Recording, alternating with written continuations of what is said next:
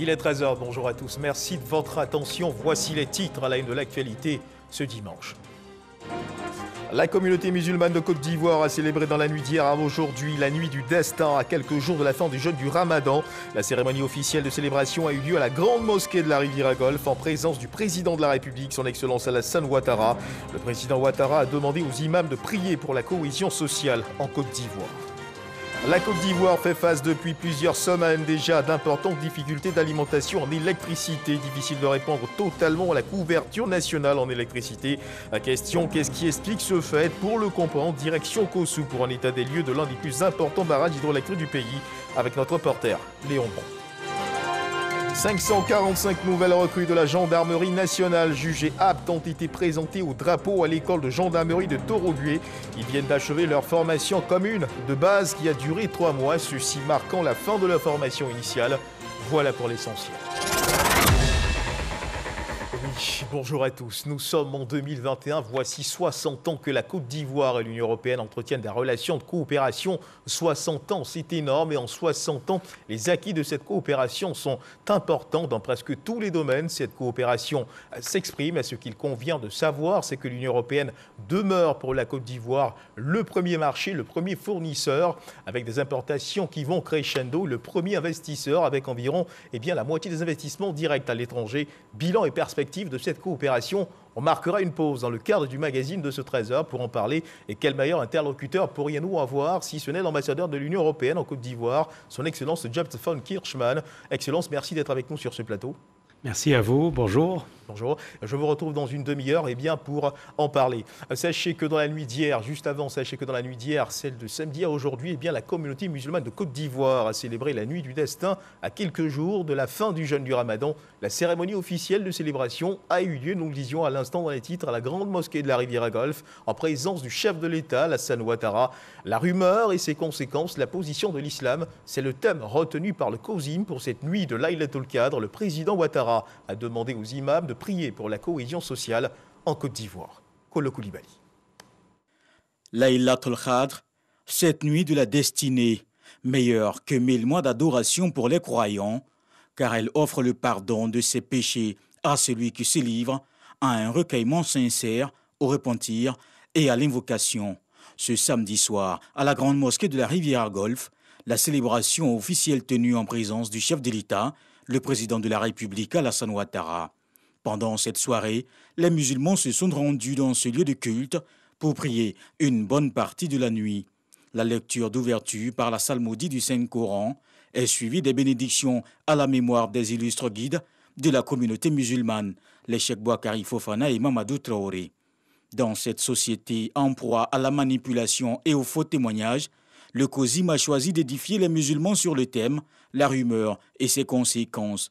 Le conférencier a donné la position de l'islam sur la question. Dans la sourate 50, verset 18, Ma yalfizu min qawlin illa ladayhi raqibun atid. L'homme ne prononce aucune parole sans avoir auprès de lui un observateur prêt à l'inscrire.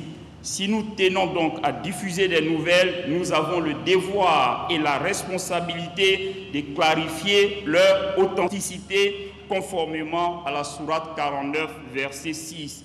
Porté à la tête de la Oumma ivoirienne le 25 avril dernier par ses pairs, Cheikh Oulaïma, son éminence Ousmane Diakité, a rendu hommage à ses prédécesseurs sur les pas de qui il s'engage à marcher, avant de témoigner toute la gratitude de la communauté musulmane au chef de l'État pour son soutien sans cesse renouvelé.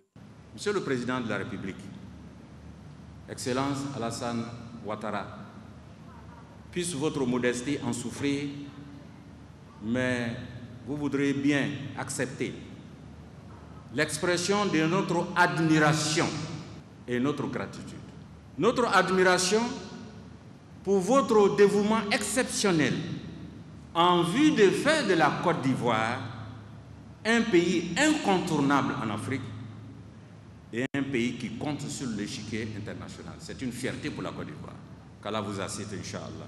Notre gratitude pour votre sollicitude légendaire dont vous faites preuve à l'égard de tous vos concitoyens et vos actes de générosité dont bénéficient toutes les confessions religieuses de notre pays.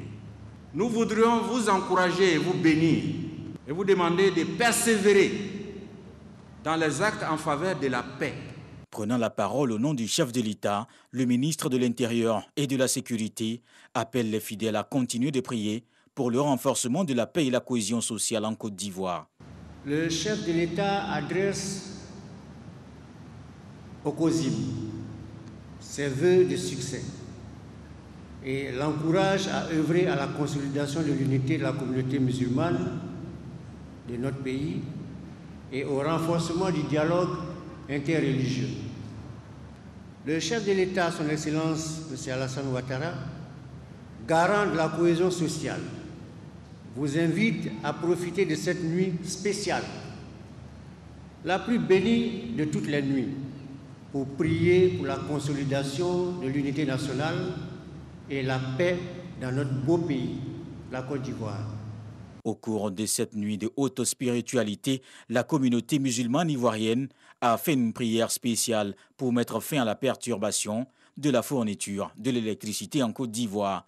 Après ces moments de prière et de bénédiction en cette nuit du Khadr, le président de la République, El Hadj Alassane Ouattara, a pris congé de ses coreligionnaires. Un compte-rendu signé Kolo Koulibaly dans le Grand Abidjan. On a célébré cette nuit une de nos équipes de reportage, sillonné quelques mosquées et autres lieux publics où se sont retrouvés les fidèles musulmans pour la célébration de cette nuit qui vaut 1000 mois d'adoration. Ahmed Traoré, Franck Quadio. La communauté musulmane de Côte d'Ivoire, à l'instar de celle du monde entier, a pris d'assaut mosquées et autres lieux publics pour célébrer la nuit du destin. Dans la nuit du samedi 8 au dimanche 9 mai, selon l'islam, c'est au cours de cette nuit que le livre saint a été révélé au monde. La nuit du destin, comme son nom l'indique en arabe, veut dire Laylatul Qadr. En fait, c'est ce que ça veut dire en français, la nuit de la destinée. Et on pourrait dire encore la nuit de la valeur. Et on peut dire la nuit de l'amnistie générale du Seigneur des mondes.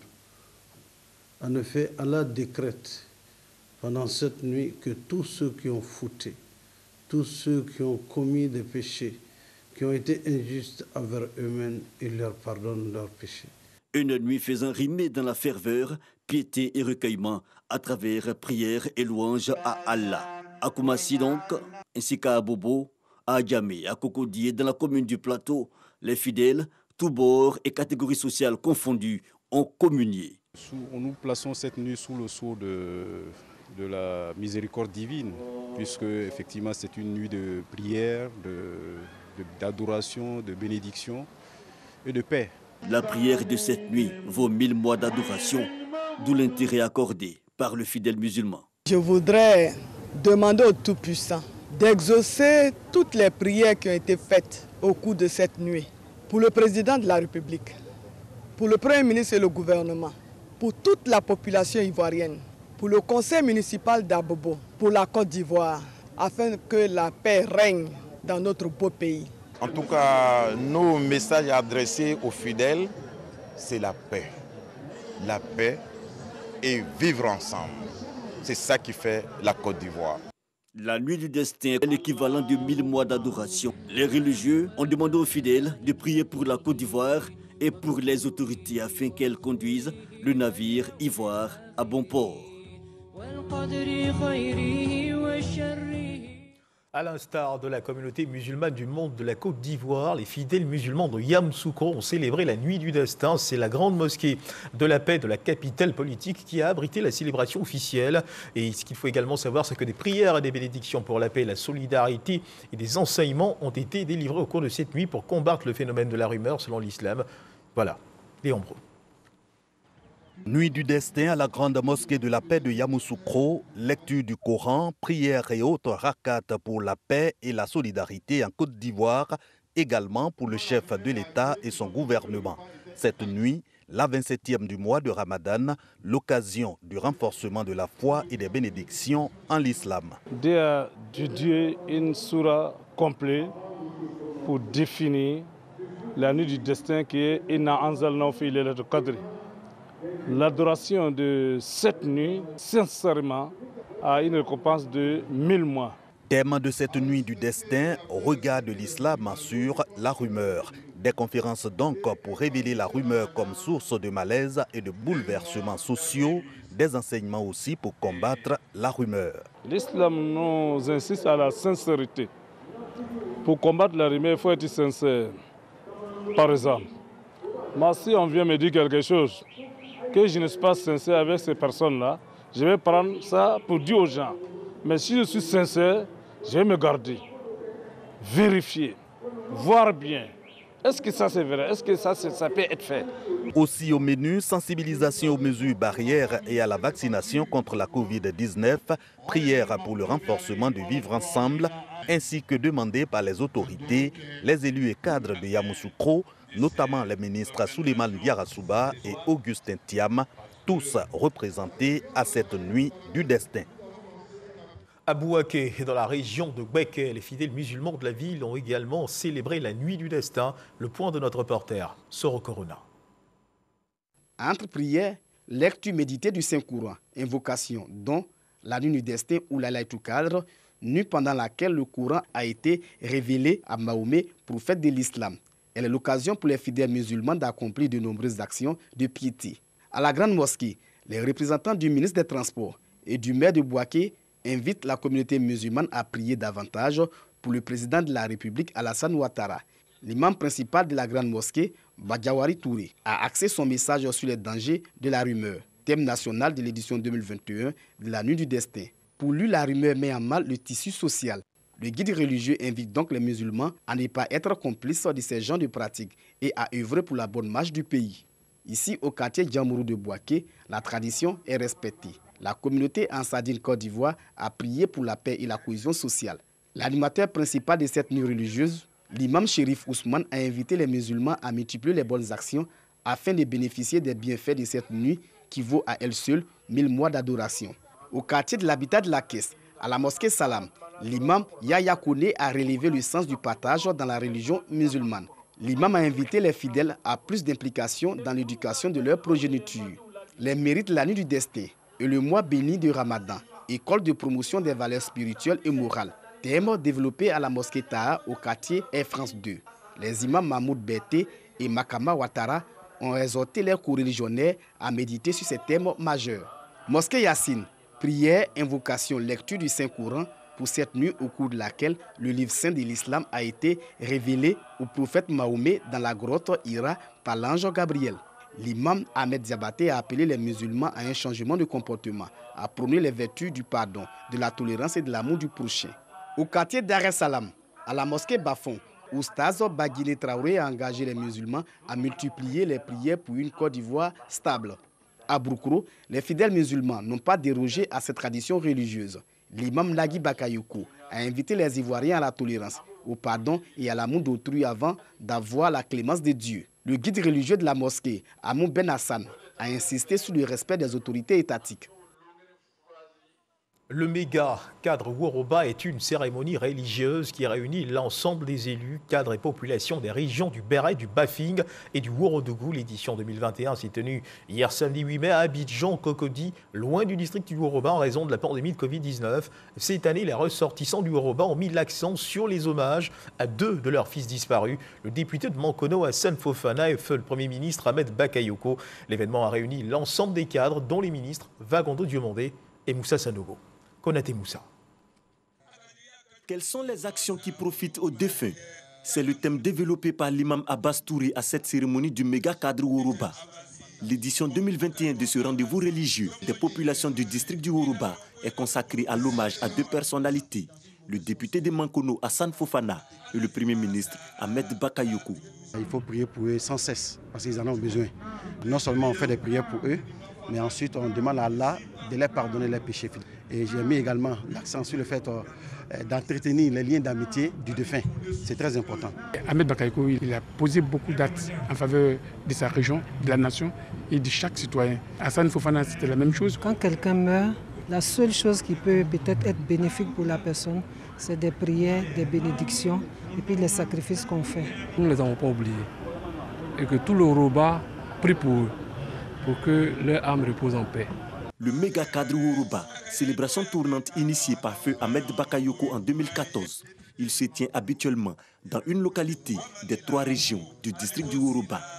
La commune de Cocody abrite cette année la rencontre qui a réuni l'ensemble des élus et cadres.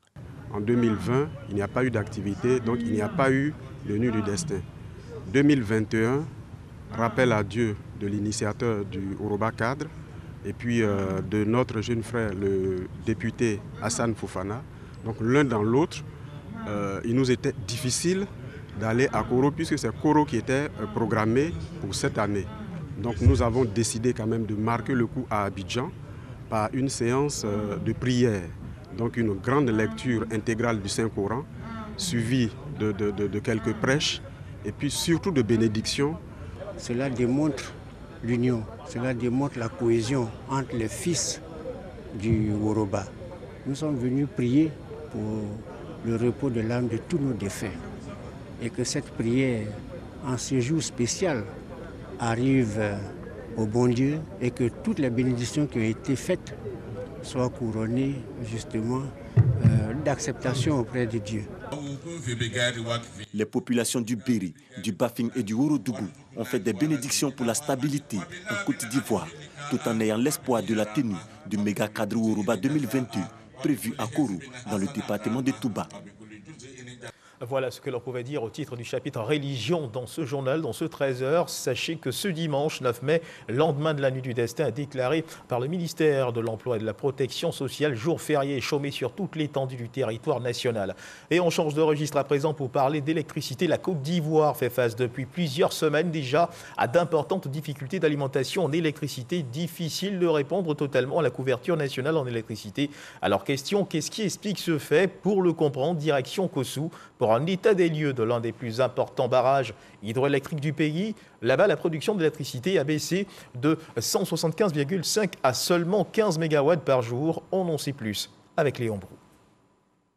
Voici l'usine hydroélectrique de Kossou avec une capacité installée de 175,5 MW, capable donc de produire 175,5 MWh d'électricité. L'usine n'en produit maintenant que 15 MWh. Le niveau de l'eau, on est aujourd'hui à 181 mètres, qui est égal à la cote mini d'exploitation. Et cette hauteur d'eau-là, donc plus elle est faible, plus la quantité d'énergie aussi, voilà, qu'on peut sortir aussi est faible. À la base de ce déficit de production d'électricité, l'insuffisante pluviométrie.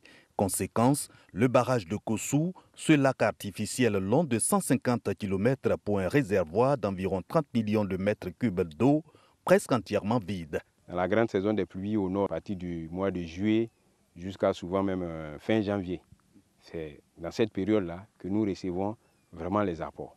Et l'année dernière, cette saison des pluies, elle n'a pas été aussi abondante vraiment au nord. Donc du coup, en janvier déjà, la côte même déjà au niveau du lac n'était pas aussi assez extraordinaire. Mis en service en 1972, le barrage hydroélectrique de Kossou est construit sur le fleuve Bandama, en amont de l'infrastructure sœur de Tahabo. C'est dire que Kossou ravitaille Tahabo en eau ou que quand Kossou ne dispose pas d'eau, Tahabo ne peut en avoir. Ainsi donc, le déficit de production d'électricité pour ces deux barrages est cumulé à 200 MWh par jour. Il faut cependant 900 MWh par jour pour satisfaire la demande nationale d'électricité. Voilà, et loin des installations électriques du barrage de Kossou, direction à Torogué, 545 nouvelles recrues de la gendarmerie nationale jugées aptes ont été présentées au drapeau à l'école de gendarmerie de cette localité. Ils viennent d'achever leur formation commune de base qui a duré 3 mois, ceci marquant la fin de leur formation initiale. C'était en présence du commandant supérieur de la gendarmerie, le général de corps d'armée Alexandre Apalotouré. à Boussanogo. École de gendarmerie de Torogué à Daloa. Temple de la discipline, du savoir et de la rigueur. Ici, on forme les élites qui expriment le sens de l'honneur. Sanctuaire des métiers des armes de protection. Elle inspire le civisme et la loi. Pour y être accepté, il faut impérativement suivre une formation spécifique dans le but de forger et modeler le caractère, de même que la personnalité du candidat. Ces nouvelles recrues, au nombre de 545 sous-officiers de première année, dont 25 jeunes filles, se sont imprégnées pendant 3 mois des valeurs qui fondent l'État militaire. Étape décisive et déterminante dans la carrière de tout militaire, dénommée FCB, formation commune de base. Jugées aptes par leur maître à se présenter au grand jour, elles sont officiellement présentées au drapeau en présence du commandant supérieur de la gendarmerie nationale, le général de corps d'armée Alexandre Apalo Touré. Stagiaires de première année, vous faites désormais partie de ceux qui ont la lourde tâche d'honorer et de défendre le drapeau national en tout temps, en tout lieu, contre toute forme d'agression, et cela jusqu'au sacrifice suprême. À l'endroit des gendarmes de Côte d'Ivoire, le général de corps d'armée Alexandre Apalo Touré, commandant supérieur de la gendarmerie nationale, a rappelé: nous devons éviter de nous laisser manipuler. Nous devons être suffisamment responsables pour comprendre que l'intérêt de l'État de Côte d'Ivoire, c'est la paix, c'est le vivre ensemble, c'est la sécurité. Nous ouvrons les bras pour demander à tous ceux qui pourraient se laisser manipuler de comprendre que cela n'est pas possible avec la gendarmerie nationale. C'est la force républicaine par excellence. Désormais membres de la grande famille de la gendarmerie nationale, les élèves de première année de l'école de gendarmerie de Torogui ont exécuté leur premier défilé.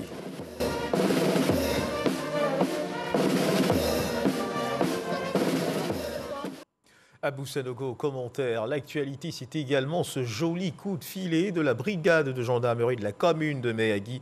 Cette brigade a démantelé le vendredi dernier un gang spécialisé dans le braquage à domicile et les vols de motos. 2 présumés suspects ont été arrêtés par les éléments de service de recherche de cette brigade. Jean-Marc Djedji.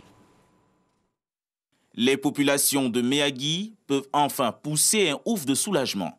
2 présumés gangsters viennent d'être interpellés par les éléments de la brigade de gendarmerie de Méhagui. Selon les investigations de ces forces de sécurité, ils seraient membres d'un gang spécialisé dans les braquages à domicile et les vols de motos. Cette bande de présumés malfaiteurs terrorisait les riverains de cette localité. C'est moi, j'ai vu le magasin.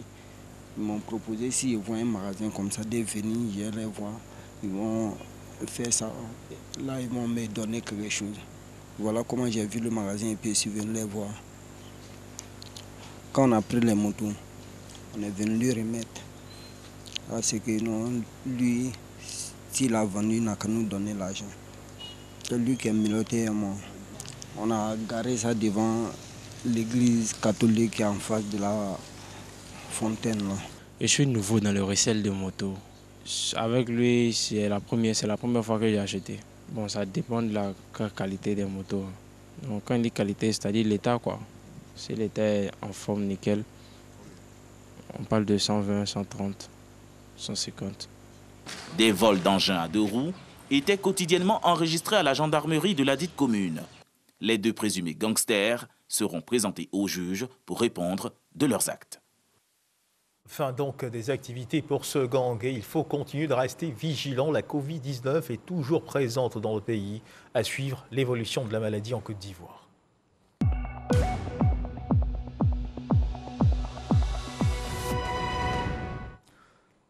Le ministère de la Santé, de l'Hygiène publique et de la couverture maladie universelle a enregistré hier samedi 8 mai 2021 41 nouveaux cas de Covid-19 sur 1980 échantillons prélevés, soit 2,1% de cas positifs, 21 guéris et 0 décès. À la date donc du 8 mai 2021, la Côte d'Ivoire, notre pays, compte donc 46 385 cas confirmés, dont 45 811 personnes guéries, 291 décès et 283 cas actifs. Le nombre total d'échantillons est de 608 960. Le 7 mai, 16 570 personnes ont été vaccinées, soit un total de 252 317 personnes vaccinées contre la Covid-19. Le ministre de la Santé, de l'Hygiène publique et de la couverture maladie universelle invite toutes les personnes de plus de 18 ans à se faire vacciner dans les centres de vaccination. La vaccination contre la Covid-19 est, rappelons-le, gratuite et volontaire. Et on change de registre cette fois en vue d'offrir aux professionnels du numérique et aux entreprises un cadre d'échange d'expérience dans l'usage d'outils d'éthique et solutions numériques. Le patronat ivoirien vient de lancer l'African Digital Week. Cette initiative regroupe les acteurs majeurs de l'écosystème du numérique en Côte d'Ivoire. Il se tiendra le 16 et 17 septembre 2021. Rencontres B2B, conférences et expositions meubleront ce rendez-vous. Didier Nguessan. L'intégration du numérique dans la démarche des entreprises est davantage perceptible à l'occasion de la crise de la Covid-19, à travers notamment le télétravail. Mais pas que. Plusieurs applications et outils numériques sont conçus et utilisés en Afrique.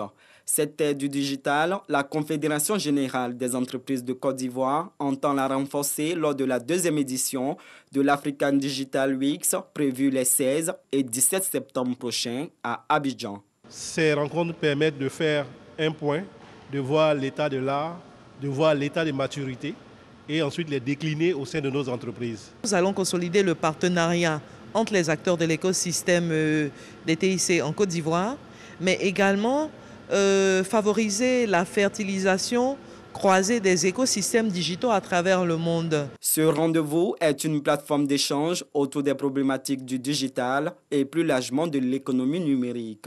À la fin de l'année 2020, la Côte d'Ivoire enregistre plus de 40 millions d'abonnés à la téléphonie mobile avec un taux de pénétration de 152%. Le nombre des abonnés au mobile money s'élève à près de 21 millions et représente un taux de pénétration de 78%. Plusieurs pays d'Afrique et d'Europe sont attendus autour du thème « L'Afrique augmentée ».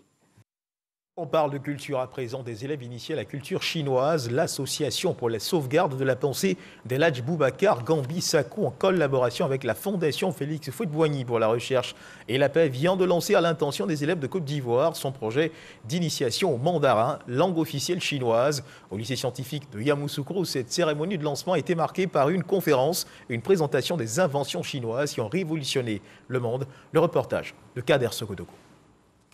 Au regard de ses prouesses techniques, la Chine est une puissance incontournable dans le monde.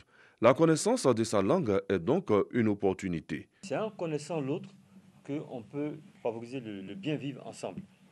Et cette aventure est une deuxième étape d'une première qui a commencé en 2019 à la Fondation Houphouët-Boigny, où nous avons présenté aux élèves de l'INPHB, futurs ingénieurs, ce projet pharaonique qu'est les nouvelles routes de la soie.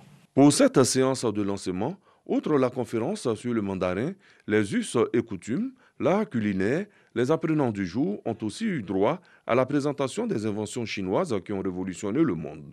L'initiative est soutenue par le ministère d'État, ministère des Affaires étrangères de Côte d'Ivoire et l'Institut Confucius de l'Université Félix Houphouët-Boigny d'Abidjan. Le ministère des Affaires étrangères encourage cette initiative et invite la population ivoirienne, particulièrement les jeunes, à véritablement saisir cette opportunité-là. Préserver cette coopération commerciale, culturelle entre la Chine et la Côte d'Ivoire, nous avons encore davantage besoin d'étudiants qui maîtrisent la langue chinoise afin de pouvoir pérenniser ces acquis. Déjà initié, Jasminka Ouattara, élève au lycée scientifique de Yamoussoukro, invite ses camarades à s'intéresser au mandarin. Le chinois, c'est déjà une très bonne langue qui instruit et puis qui ouvre les portes. On peut aller étudier par exemple la médecine en Chine, tout ça, c'est développé. L'Association pour la sauvegarde et la promotion de la pensée d'El Hadj Boubacar Gambi Sako est depuis plusieurs années engagée dans le dialogue des cultures et des civilisations entre les peuples pour le progrès et le développement. Déjà à son actif en Côte d'Ivoire, de nombreuses actions dans ce domaine, dont la promotion du projet des nouvelles routes de la soie présenté en 2019 à Yamoussoukro. El Hadj Boubacar Gambi Sako, le sage de Trècheville, dont les œuvres inspirent, est un ancien compagnon de Félix Houphouët-Boigny. Sa pensée philosophique s'articule autour de l'humanisme, du dialogue entre les hommes, les religions et les peuples. Reportage de Kader Sogodogo dans l'actualité internationale. Les tensions ne redescendent pas à Jérusalem. De nouveaux heurts ont été donc enregistrés hier samedi dans la soirée entre policiers israéliens et manifestants palestiniens qui ont fait plus de 90 blessés dans différents quartiers à l'est de la ville au lendemain des plus importants accrochages des dernières années dans la ville sainte qui font craindre une nouvelle escalade des violences. Les forces de l'ordre israéliennes ont utilisé aussi un canon à eau putride afin de disperser des Palestiniens dont certains ont lancé des projectiles en direction des policiers lors de ces heurts dans différents secteurs de Jérusalem-Est. À place à présent au Dimanche Magazine et nous recevons notre invité de ce dimanche, son Excellence Jaap Fons Kirchman, ambassadeur de l'Union européenne en Côte d'Ivoire. Bonjour Excellence et merci d'être avec nous sur ce plateau. Bonjour Monsieur Guivet. Alors vous êtes juriste de formation, vous avez également bénéficié d'une formation en gestion de l'information au Japon, à Tokyo, et leadership stratégique. Je rappelle juste qu'avant de rejoindre la délégation de l'Union européenne en Côte d'Ivoire comme ambassadeur, en septembre 2018, vous dirigez le département en charge de la politique du développement en Afrique australe et dans l'océan Indien. Et puis aujourd'hui, Excellence, nous sommes le 9 mai. 9 mai, c'est une journée qui a valeur de symbole, c'est la journée de l'Europe. Un mot là-dessus. Absolument, donc c'est un vrai honneur d'être là. Le 9 mai, c'est la journée de l'Europe et c'était le moment où le 9 mai 1950, donc 5 ans après la Deuxième Guerre mondiale, qui a coûté la vie à plus que 60 millions de personnes, Robert Schuman a dit « il faut être solidaire, il faut créer une solidarité de fait, il faut qu'on soit ensemble » et qui a créé la communauté d'acier et charbon à l'époque entre la France et l'Allemagne, qui était, si vous voulez, le début de l'Union européenne. Donc chaque année, le 9 mai, on fête la journée de l'Europe. Un jour important donc pour l'Europe. Le jour le plus important pour l'Europe. Alors avec vous, Excellence, nous allons également parler des 60 ans de coopération qui existent entre l'Union européenne et la Côte d'Ivoire. Bilan et perspective de cette coopération. Nous n'aurons certainement pas la prétention de faire le tour du sujet, mais nous essaierons d'aller à l'essentiel. 60 ans de coopération, c'est important, n'est-ce pas ? C'est long. C'est énorme. C'est énorme, c'est très long. J'ai dit, c'est les noces des diamants, parce que ça fait 60 ans et c'est un vrai mariage entre la Côte d'Ivoire et l'Union européenne, qui a commencé effectivement en 1961. Et à l'époque, on faisait surtout l'éducation. On a accompagné le gouvernement avec la construction des écoles. On a fait des centaines d'écoles. On a fait des milliers de kilomètres des routes et des pistes en Côte d'Ivoire. On a fait, je crois, c'était 4500 villes et villages où on a amené l'eau, des châteaux d'eau, des bornes d'eau, puis l'électricité récemment. Donc c'est vraiment une très, très, très longue histoire d'accompagnement. Mais aussi, et ça me tient vraiment au cœur, on était présents dans les filières. Surtout, Côte d'Ivoire, c'est café et cacao. Mais après, il y a tout le reste aussi. L'huile de palme, Ivea, anacarde, ananas, banane. On a toujours accompagné la Côte d'Ivoire à tout moment. Et certains se souviennent peut-être le quai fruitier ou la range de Maraoué. Ou en éducation, c'est les lycées de Saint-Marie à Cocody. Collège moderne à Bassam. La construction des écoles. Ah oui, tout ça, ça a été fait par l'Union européenne pendant ces 60 ans. Alors justement, regardons tout de suite aux acquis de cette coopération. Alors l'Union européenne, selon les informations dont nous disposons, demeure pour la Côte d'Ivoire le premier marché, le premier fournisseur, le premier investisseur avec environ la moitié des investissements directs à l'étranger et qui intervient comme partenaire dans plusieurs secteurs d'activité, comme vous venez de le mentionner à l'instant. Alors ça, c'est aussi une très jolie histoire parce que le commerce s'est graduellement développé. Et aujourd'hui, effectivement, l'Union européenne, c'est le premier acheteur, avec, vous l'avez déjà mentionné, plus que 40%, et le premier fournisseur avec plus que 30%. Donc vous voyez, la Côte d'Ivoire peut bénéficier un peu plus. Mais si on regarde les 10 dernières années, on voit vraiment l'évolution. Ça a doublé. Les volumes ont doublé. Et je crois que c'est vraiment important. Et bien sûr, la Côte d'Ivoire étant un pays qui est surtout dans les produits agricoles, mais là, on voit surtout l'exportation des cacao. L'Union européenne achète 68%, les poissons. L'Union européenne achète 100% de poissons. Donc vous voyez, c'est vraiment une belle évolution. D'accord. Alors justement, 60 années de coopération entre la Côte d'Ivoire et l'Union européenne pour nouer justement des relations diplomatiques. Les échanges commerciaux, comme vous venez de mentionner, sont allés crescendo. Et notre reporter Lancini Bakayoko, dans cet élément qui va suivre, nous renseigne sur quelques aspects de cette coopération multiforme, élément que je vous invite à suivre. En 60 ans de coopération, la Côte d'Ivoire et l'Europe ont essentiellement entretenu des relations politiques et commerciales plutôt fortes. Que ce soit au niveau de la gouvernance, de l'énergie, du secteur agricole et foncier, des infrastructures sociales et de l'accompagnement de la société civile, des progrès indéniables ont été réalisés à travers des financements importants.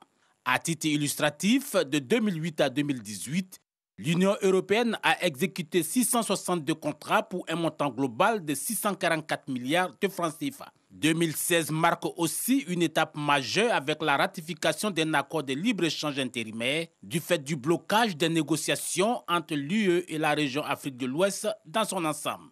Annoncé effectif en 2019, l'APE Côte d'Ivoire-UE ne s'est toujours pas véritablement concrétisé. Aujourd'hui, c'est la question du cacao durable qui occupe le haut du pavé. Sur la période 2021-2027, une enveloppe de 650 milliards de francs CFA est prévue par l'Union européenne pour rendre la chaîne de production du cacao durable. Une nouvelle réglementation plus contraignante pour les fèves ivoiriennes est en élaboration à Bruxelles.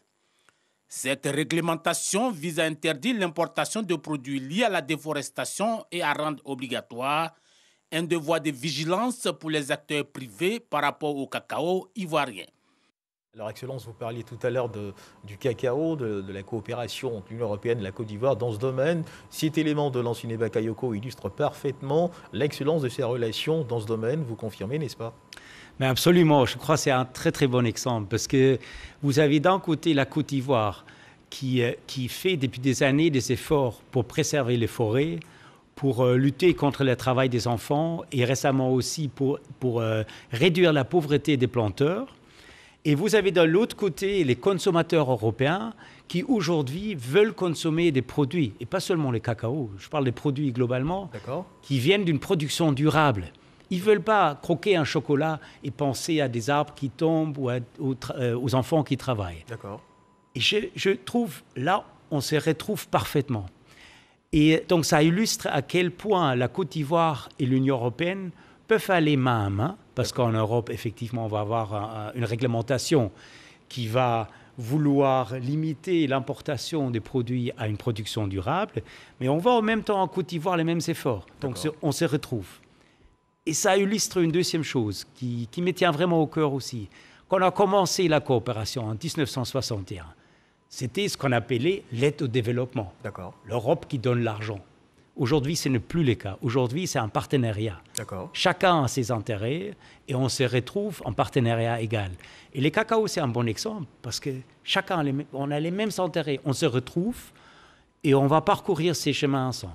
Et justement, dans l'évolution de ce partenariat, un nouvel accord entre l'Union européenne et les pays ACP sont envisagés. Est-ce que vous pouvez nous en dire plus, Excellence? Alors, on a eu le fameux accord de Cotonou pendant 20 ans, qui a pris fin. Et là, on a un accord qui est paraphé, qui n'est pas tout à fait adopté, mais ça va se faire dans les semaines qui viennent. Et ça rend cette relation entre les pays africains et l'Europe plus politique. Donc, ce n'est pas justement seulement la coopération. Avant, on parlait déjà des valeurs qu'on partage, mais aujourd'hui, on parle surtout aussi des intérêts qu'on partage. Et on a constaté que les intérêts sont les mêmes. Si c'est la production durable, l'économie, la création d'emplois, la préservation de l'environnement, ou encore la bonne gouvernance, les droits de l'homme, la migration, sont des thèmes qui sont aussi intéressants pour les pays africains que pour les pays européens. Donc on se retrouve. Alors donc ce qu'on peut retenir, c'est qu'il y aura plus de gains pour les deux parties avec ce nouvel instrument. Il y a plus de gains et surtout un lien plus profond. C'est un lien qui va aller plus loin. Et un lien, comme je disais tout à l'heure, beaucoup plus en partenaire égal. L'Union européenne qui a été également côté de la Côte d'Ivoire pendant cette crise sanitaire, il est important de le signifier, un soutien important pour le pays en cette période de Covid-19, Excellence. Mais alors, je pense personnellement, je crois que l'Union européenne pense globalement aussi que la solidarité est quelque chose qui est très important dans une pandémie. Vous ne pouvez pas combattre une pandémie individuellement, en fermant les frontières. Vous ne pouvez pas le faire. Tout le monde doit travailler ensemble. Donc l'Union européenne, tout au départ, la crise ici, je me souviens, c'était en mars 2019, J'avais à l'époque rencontré Assalfo et juste après Didier Drogba. Oui. Et on a dit, mais qu'est-ce qu'on pourrait faire? Et on a lancé une caravane de solidarité. Mais c'est, je crois, trois jours après le début de la crise ici, on a fait le tour, on ne s'est pas caché, on est allé de village à village, quartier ici à Abidjan, pour justement aider les gens qui étaient en confinement. Donc ça, c'était les débuts. Après, beaucoup plus globalement, l'Union européenne a aidé la Côte d'Ivoire avec les fonds de solidarité et les fonds pour les entreprises. Parce qu'on s'est rendu compte qu'à un moment donné, il y avait une chute de la croissance. Ça avait un vrai impact sur les entreprises. Donc on a mis 150 milliards francs CFA à disposition pour le fonds, pour aider les entreprises, et c'est toujours en cours. Parce que, comme vous le savez comme moi, malheureusement, la Covid continue. Et comme dans toute relation, il y a forcément eu des hauts et des bas dans cette coopération. Est-ce que vous vous en souvenez? Alors, 60 ans, c'est forcément très long. Je ne dirais pas haut et bas, je dis plus difficile et moins difficile. D'accord. Et honnêtement, quand je fais les recherches moi-même pour ces 60 ans, parce que moi je suis ici depuis 2 ans, donc j'ai dû faire les recherches moi-même, je me suis rendu compte d'une chose. L'Union européenne était toujours là, même dans les crises, même à un moment difficile. On a continué à soutenir. Et je vous donne un exemple, c'est la filière coton. Je crois, je peux dire, la filière coton a survécu grâce à l'Union européenne, parce qu'on a continué les routes au nord, les pistes, on a continué à construire, on a essayé d'aider le transport du coton pendant les crises. Et c'était un moment très difficile, comme il y avait des moments beaucoup plus faciles, et donc je qualifierais ça plutôt comme ça, mais avec cette notion qu'on était toujours là. Alors si on devait parler perspective, aujourd'hui, entre l'Union européenne et les pays, particulièrement la Côte d'Ivoire, comment pourraient donc se décrire ces perspectives? Alors c'est comme un peu les nouvelles, les perspectives sont bonnes, parce qu'on va aller en avance. Donc j'ai dit sur le cacao, j'ai déjà expliqué, mais il y a 2 autres sujets. Un, c'est la réduction des émissions. Je crois que la Côte d'Ivoire, comme l'Union européenne, sont très attachés à la préservation de l'environnement et de la lutte contre les changements climatiques. Donc on va travailler ensemble dans les années à venir avec des énergies renouvelables et d'autres. Et le 3e sujet, après le cacao et la réduction des émissions, c'est la paix et la stabilité. Je crois que les derniers événements nous ont montré que c'est important d'avoir la paix et la stabilité. Et comment cet engagement de l'Union européenne va se manifester véritablement pour justement travailler à la cohésion sociale en Côte d'Ivoire? On a déjà vu certains efforts, mais est-ce que dans les jours à venir, on vous verra encore sur le terrain en train de parler de cohésion sociale et de sensibilisation à la paix? Alors, je crois que ce n'est pas seulement la sensibilisation, c'est aussi les frontières, c'est la formation de lutte contre le terrorisme, mais c'est aussi, je dirais, la piraterie dans le golfe de Guinée, donc ça va assez loin. Mais c'est vraiment de préserver cette paix qui existe en Côte d'Ivoire et qui est la base pour tout développement en Côte d'Ivoire. Et comment se fait cet accompagnement pour être plus précis sur ces questions? Alors, par exemple, pour les frontières, je crois que c'est renforcer les frontières. Ça peut être l'infrastructure, ça peut être donc des postes frontières, ça peut être la formation des gens qui travaillent sur place, la lutte contre le terrorisme. Il y a l'Académie internationale de lutte contre le terrorisme qu'on va soutenir ici. Mais aussi, cette académie, je dirais, va au-delà de la Côte d'Ivoire. Ça a été initié par la France au départ et la Côte d'Ivoire.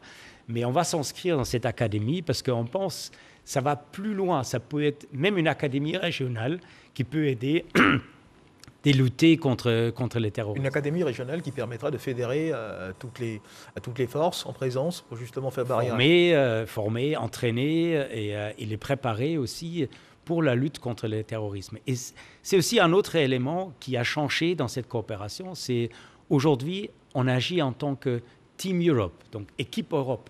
Ça veut dire les États membres, la France, l'Allemagne, l'Italie, la Belgique, l'Espagne, les Pays-Bas qui sont présents ici, et l'Union européenne et notre banque, la Banque européenne d'investissement, on agit en tant qu'équipe. En tant qu'équipe. On l'a déjà fait pour la Covid, ça a commencé là. Si vous regardez la livraison des vaccins, par exemple, ça a été fait par tout le monde ensemble. Effectivement. Et on a dit on va continuer ça dans l'avenir. C'est une meilleure approche. Ça démontre à quel point l'Europe est soudée. Merci Excellence. Alors avec vous, nous avons bien abordé ces 60 ans de coopération qui existent entre la Côte d'Ivoire et l'Union européenne. Et ce qu'on retient bien de votre passage ici, c'est que cette coopération va se renforcer davantage pour permettre justement aux deux partenaires d'évoluer dans le sens de la cohésion et de la solidarité. Merci Excellence d'avoir été avec nous. C'est la fin de cette édition, mesdames et messieurs. Je rappelle que nous recevions ce 13h dans le cadre du Dimanche Magazine son Excellence James von Kirchmann, ambassadeur de l'Union européenne en Côte d'Ivoire, avec lequel nous avons fait un tour d'horizon des 60 ans de coopération qui existent entre la Côte d'Ivoire et l'Union européenne. Bilan et perspective de cette coopération. Merci de nous avoir suivis. Dieu garde la Côte d'Ivoire.